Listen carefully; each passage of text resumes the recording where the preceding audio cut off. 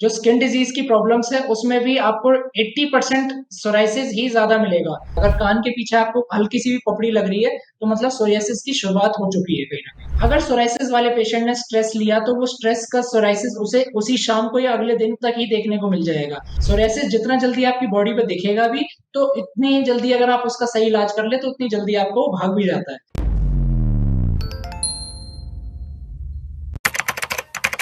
नमस्कार, D5 channel Hindi देख रहे सभी दर्शकों का मैं विभोर चट्ठा स्वागत करता हूं। आज हमारे साथ मौजूद है डॉक्टर ध्रुव आर्या। डॉक्टर ध्रुव आर्या, आपका बहुत बहुत स्वागत है D5 चैनल हिंदी में। धन्यवाद विभोर जी और धन्यवाद डी5 चैनल को जो हेल्थ इश्यूज को इतना ज्यादा प्रमोट कर रहे हैं कि लोग अपने घर में ही बैठे बैठे डॉक्टर बनते जा रहे हैं। तो thank you so much D five channel. Sir, आज हम बात करेंगे स्किन प्रॉब्लम्स के ऊपर, उसमें भी सबसे ज्यादा जो देखने को मिल रही है सोराइसिस। आज हम उसके ऊपर बात करेंगे। हम जानेंगे कि हम घर रहकर सोराइसिस को कैसे ठीक कर सकते हैं। तो सबसे पहला मेरा सवाल यही होगा कि स्किन प्रॉब्लम में सबसे ज्यादा प्रॉब्लम सोराइसिस की क्यों देखने को मिलती है? आज के टाइम में अगर देखा जाए तो 60 से 70% लोगों को सोराइसिस देखने को मिलेगी। जो स्किन डिजीज की प्रॉब्लम्स है उसमें भी आपको 80% सोराइसिस ही ज्यादा मिलेगा, जिसे सोरियासिस हम कहते हैं। सोराइसिस हम अपनी वैसे भाषा में कह देते हैं। तो जैसा कि मैं आपको बता दूं कि जितने भी ये स्किन डिजीज होती हैं ज्यादातर होती हैं आपके एसिडिक नेचर से। वात पित्त कफ हमारे बॉडी के अंदर होता है, तो जैसे ही हमारा एसिड लेवल बढ़ता है बॉडी में, ये जैसे ही इनका बैलेंस बिगड़ता है, तीन दोषों का वात पित्त कफ का जैसे ही बैलेंस बिगड़ेगा तो हमें स्किन डिजीज होनी शुरू होती है। तो जब भी हमारी बॉडी में एसिड लेवल बढ़ता है तो वो हमारी स्किन पे शो होने लगता है, स्किन पे आ जाता है और उससे फिर एक पपड़ी जैसा निकलने लगता है। स्टार्टिंग में तो लोगों को लगता है कि भाई कभी हमें डेंड्रफ तो नहीं हो गया। बालों में जो होता है स्कैल्प सोराइसिस, तो वो डेंड्रफ जैसा लगता है, बट वो डेंड्रफ नहीं, वो सोरियासिस है। आप उसका चेक करवाइए, वो स्कैल्प सोरियासिस होगा। सर, होने के सिम्टम्स क्या होते हैं? होने के सिम्टम्स ये होंगे कि बॉडी में ड्राइनेस आ जाती है, जिस एरिया में भी होता है, और वहां पे व्हाइट व्हाइट कलर की पपड़ी जैसी निकलती है। ये ज्यादातर आपका स्कैल्प पे, कानों के पीछे, एल्बोज पे, हाथों के यहाँ पर, या नीज के आसपास, पैरों में नीज के आसपास आपको देखने को मिलेगा। बहुत ज्यादा बढ़ने पे ये पेट पे भी देखने को मिल जाता है। पर यही सबसे अच्छी पहचान करने का तरीका है। और सबसे पहला इसका जो दिखेगा, ये सबसे पहले आपको कान के पीछे दिखेगा। अगर कान के पीछे आपको हल्की सी भी पपड़ी लग रही है तो मतलब सोरियासिस की शुरुआत हो चुकी है कहीं ना कहीं। किन गलतियों की वजह से सोरियासिस की प्रॉब्लम होती है? सोरियासिस कभी ठीक नहीं हो सकता, 100% ठीक नहीं हो सकता, पर हाँ ये क्योर जरूर हो सकता है। इसको हम अपनी बॉडी के अंदर दबा के रख सकते हैं कि ये बाहर ना निकले। सोरियासिस हमारे जो बता दो कि हमारी जो गलतियां हैं, जैसे कि स्मोकिंग करना, एसिडिक फूड खाना, मिर्च ज्यादा खाना, मसाले ज्यादा खाना, कोल्ड ड्रिंक ज्यादा पीना, इसकी वजह से सोरियासिस बढ़ता है। जो भी हम एसिडिक फूड या खट्टी कोई भी चीज खाते हैं तो उससे सोरियासिस बढ़ता है। जिस जिस भी खाने की वजह से आपके फूड पाइप में खट्टापन लगता हो या बहुत ज्यादा खट्टा खट्टा रहता हो, डकार खट्टी डकारें आती हो, खाना ऊपर आता हो, रिगर्जिटेशन होता हो, तो मतलब ये सोरियासिस की शुरुआत वहां से हो चुकी है। डॉक्टर साहब, पेट को सारी बीमारियों की जड़ कहा जाता है, तो क्या पेट खराब होने की वजह से भी सोरियासिस की प्रॉब्लम हो सकती है? जी हाँ, बिल्कुल, पेट खराब होने की वजह से हो सकती है। जब आपका स्टमक अपसेट होता है या स्टमक आपका वीक हो जाता है तो हमारी बॉडी में बनने वाले एसिड्स को वो डाइजेस्ट नहीं कर पाता, उसे एक तरह से ठिकाने नहीं लगा पाता। तो जब वो ठिकाने नहीं लगा पाता या डाइजेस्ट नहीं कर पाता तो वो एसिड इतना ज्यादा बढ़ जाता है कि वो आपको ब्लड में घुलने लगता है। और जब वो ब्लड में घुलता है, कोई भी चीज आपके ब्लड में घुलेगी तो वो आपकी स्किन पे जरूर आएगी। तो ये डाइजेशन से ही सारी बीमारियों का उत्पन्न होता है। एक बीमारी सारी बीमारियों का एक इलाज है, एक शरीर है एक इलाज, एक शरीर से एक इलाज, सारी बीमारियां का एक ही इलाज होता है, स्टमक ठीक होना। अब हम जानेंगे सोरियासिस अगर किसी को हो गया है, उसकी दिनचर्या कैसी होनी चाहिए? सोरियासिस अगर किसी को हो गया है तो सबसे पहले उसे खट्टा खाना बंद करना पड़ेगा। जो भी चीज खट्टी होती है, मसालेदार चीजें, ये सारी चीजें खानी बंद करनी पड़ेंगी। गेहूं और चावल को अगर कोई बंद कर सकता है तो और भी ज्यादा बढ़िया है। पर अगर आप सोरियासिस को ठीक करना चाहते हैं तो हमें एल्कलाइन फूड लेना है। सुबह उठते ही हमें जूस लेना है, कोई भी पकी हुई चीज नहीं खानी है। सोरियासिस वाले इंसान को सबसे पहले उठते ही मॉर्निंग ब्रेकफास्ट में उसके कुक्ड फूड हटा देना है। उसके ब्रेकफास्ट से हमें सिर्फ और सिर्फ कच्ची चीजें खानी है, सैलेड खाना है, फ्रूट्स खाने हैं, जूस पीने हैं।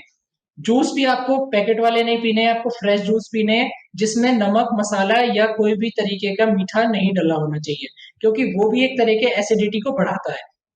आपने देखा होगा जो फ्रूट जूस होते हैं, जो पैकेट वाले होते हैं, उस पे लिखा रहता है पीछे एसिडिटी रेगुलेटर, मतलब एसिडिटी को बढ़ाएगा। तो इसलिए ऐसी कोई भी चीज़ नहीं लेनी है पैकेट वाली जो एसिडिटी को बढ़ाए। उसके बाद दिन में जब भी हम खाना खाएँगे, लंच करेंगे, उससे पहले हमें फ्रूट्स ज़रूर खाने हैं या सैलेड पहले पेट भर के खानी है, जूस पीना है, उसके बाद हमें लंच करना है। सोरेसिस वाले इंसान को पूरे दिन में जो भी आप वो मील खाए उससे पहले उसे जूस जरूर पीना है। कोशिश करें कि वो जूस एंटीऑक्सीडेंट वाला हो। अगर मौसम सीजनल फ्रूट है, अनार का मिल जाए ज्यादा बेटर है, गाजर वगैरह का मिल जाए ज्यादा बेटर है, पर वो सीजनल होता है, सर्दियों में वो चल जाता है। इस टाइम पे आप मौसमी का ले सकते हैं या व्हाइट पेठा टमाटर का ले सकते हैं, वो बहुत अच्छा होता है सोरेसिस में। तो आपको जूस जरूर पीना है और एल्कलाइन फूड से पेट भरना है। उसके बाद आप अपने रोटी या सब्जी एक चीज हम खा सकते हैं। हरे पत्तों का जूस कितना फायदेमंद होता है सोराइसिस पेशेंट के लिए? हरे पत्तों का जूस भी हम 100% हमें नहीं लेना चाहिए कि हम पूरे दिन हरे पत्तों का जूस ले रहे हैं। पर हाँ, हरे पत्तों का जूस हम एक सुबह की शुरुआत, एक दिन की शुरुआत में ले सकते हैं। वो भी ज्यादा नहीं, 200 से 250 ml, उससे ज्यादा नहीं लेना है। क्योंकि जो हरे पत्ते होते हैं ये हमारी नेचुरल दवाइयां होते हैं, ये औषधि है। इसे औषधि के रूप में लेना है तो थोड़ा सा लेंगे, जैसे नीम, करेला, गिलोय और अर्जुन की छाल, इनका मिक्स करके हम एक जूस बना सकते हैं और वो हमें सुबह 200 से 250 ml के आसपास लेना है।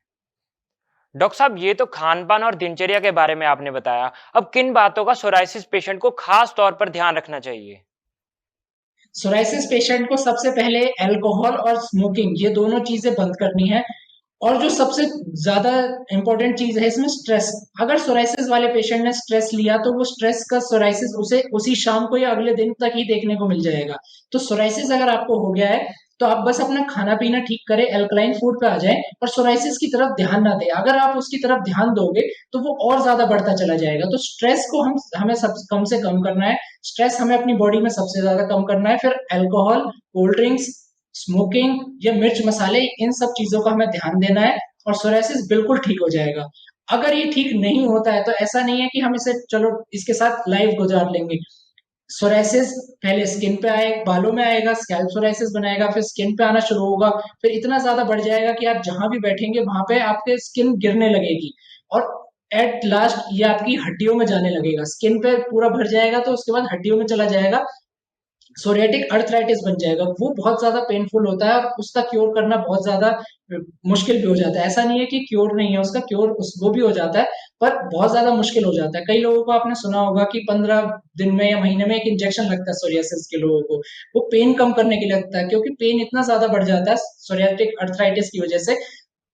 हम नेचुरोपैथी से उसे बिल्कुल ठीक कर देते। 1 हफ्ते या 15 दिन के ट्रीटमेंट में आपका इंजेक्शन छूट जाता है, इतना जल्दी इफेक्ट आता है। सोरियासिस जितना जल्दी आपकी बॉडी पे दिखेगा भी, तो इतनी जल्दी अगर आप उसका सही इलाज कर ले तो उतनी जल्दी आपको भाग भी जाता है।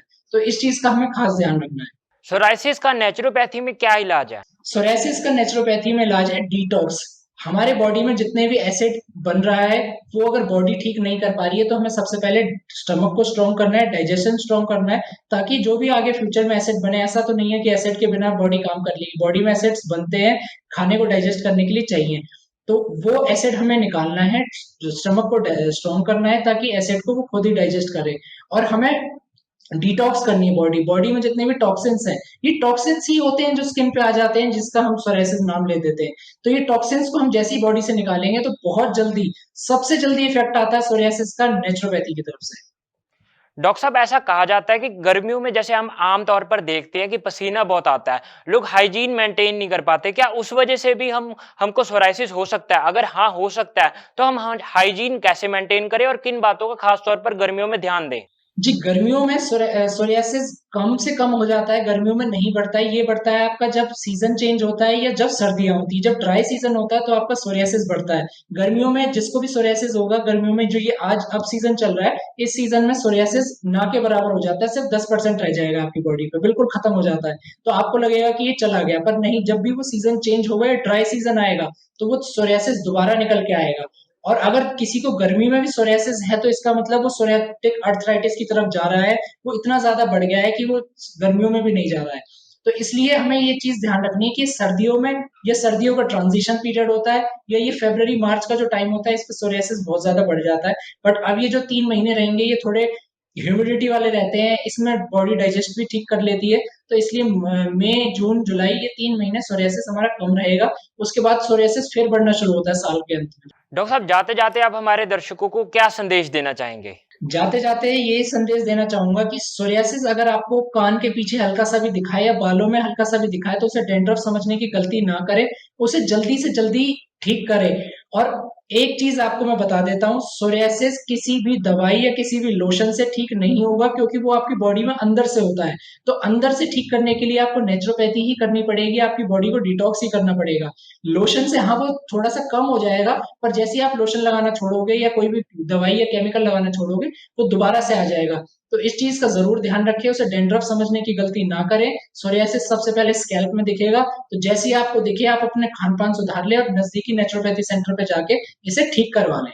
डॉक्टर साहब, हमारे दर्शक आपसे कैसे संपर्क कर सकते हैं? आपके दर्शक हमसे संपर्क कर सकते हैं 9871000569 इस नंबर पे कॉल कर सकते हैं, या गूगल पे सर्च कर सकते हैं स्वास्थ्य कायाकल्प, या आप डॉक्टर सुजाता आर्य या डॉक्टर ध्रुव आर्य भी सर्च करेंगे गूगल पे तब भी आ जाएगा। तो इससे आप सर्च कर सकते हैं, या इस नंबर पे कॉल करके आप अपने बीमारी के बारे में बता सकते हैं और अपना इलाज पूछ सकते हैं। डॉक्टर साहब, आप हमारे साथ जुड़े, आपका बहुत-बहुत धन्यवाद। धन्यवाद। अगले एपिसोड में फिर मुलाकात होगी, तब तक के लिए नमस्कार।